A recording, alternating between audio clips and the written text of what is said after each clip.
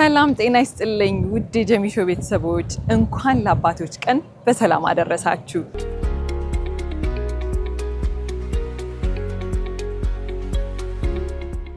በዚህ ሳምንት በጀሚሾ መለስ ብለን አባቶቻችንን የምናስታውስበት ወደታች ደግሞ ልጆቻችን ምን ይመስላል ከአባቶቻቸው ጋር ያለውን ግንኙነት የሚለውን ከእንግዳ ጋር ልዩ ቆይታ ወደ እናንተ የምናደርስ ይሆናል። እስቲ ስለ አባትህ አንሳና ንገረኝ። በጣም ጥብቅ የሆነ ግንኙነት አላችሁ ዛሬ ድረስ።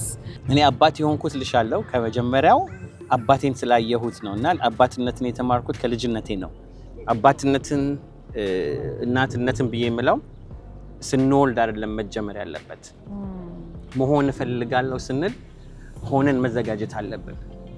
ለምሳሌ በምን መልኩ መዘጋጀት ይችላል? በአባትነት በወንድነት ከወሰድኩኝ 24/7 እገኛለሁ የሚለውን ኮንትራት ከራስሽ ጋር ከአምላክሽ ጋር መፈረም አለብሽ ብዬ ነው የማስበው። እንዳልከው ብዙ እውቀቱ ትምህርቱ ሳይኖርህ ነው ኦቲስቲክ መሆኑን ያወቅከው። በዛ ላይ ገና ውልደቱ ጀምሮ ፈተናም ነበረው አይደለ? ሆስፒታል ውስጥ ነበረ መቆየት የነበረበትና እንደው ያን ከባድ ጊዜ ያሳለፍኩ ብለህ የምትለው ይሄ የማይሆን ነገር ነው አታንሱብኝ አልኩ።